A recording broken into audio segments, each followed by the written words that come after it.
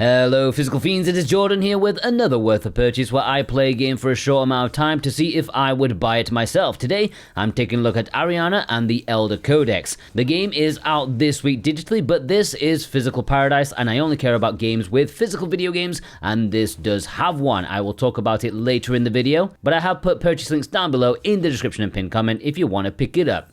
So this is an action platformer with Metroidvania elements. You play as the titular Ariana as a librarian in a magic world. She's not ordinary though, as she is the only one in the joint who can dive into tomes and, well, I don't know what she does in her day-to-day activities, but there is a crisis going on where someone's damaged many of the major elemental tomes that help run the world, and she can go in and repair them.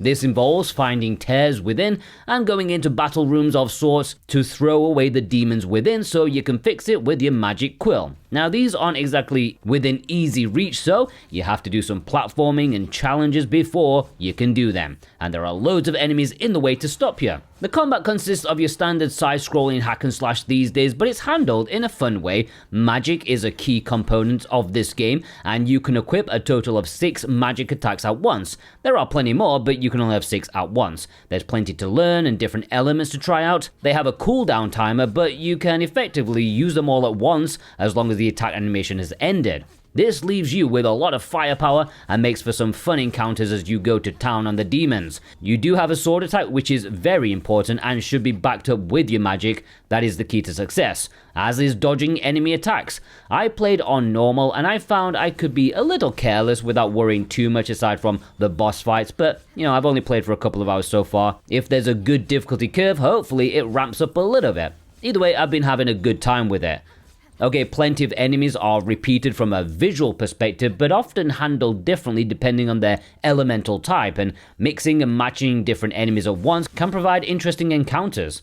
What is quite interesting is that it's kind of non-linear. At the start of the game, you have 4 elemental tomes that you can take on in any order before moving on to the next bunch. You can dip in and out of books from checkpoints that you reach, allowing you to sample different ones. You can plow through them one by one if you want, or play a bit of this one, play a bit of that one, which I found quite nice. It makes it feel less by the book, so to speak. You can unlock new abilities that would be found in your standard Metroidvania, such as like a double jump, which will allow you to access slightly more secret places in some levels, as well as allow you to 100% each tome, which wouldn't be possible playing it the first time around. It is quite nice that each tome has its own little story within that you piece together bit by bit, and there's a decent amount of world building here that makes me kind of wish it was a bigger 3D game sort of, adventure.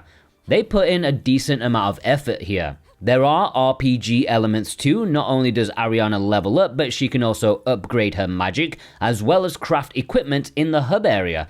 I've only played a couple of hours, but the hub seems quite tiny, although I much prefer a tiny hub compared to a menu-based thing, which most other games would do these days. This just makes it a more immersive experience.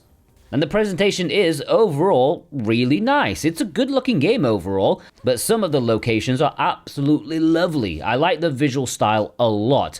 I played the Nintendo Switch version mostly on my Nintendo Switch 2, because why would I not? And it ran mostly perfectly and looked great. I did sample it on my OG Switch, which I allowed out of the cover to stretch its legs, and it played okay. Not as good as the Switch 2, but it's the Switch.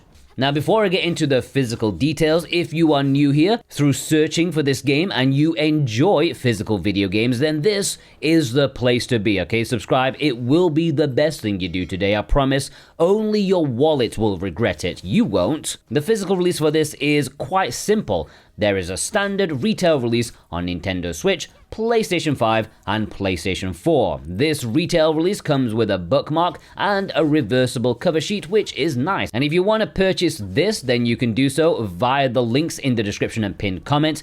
Any purchase made via those links helps support me and this channel in the best way possible. I do truly thank you ever so much.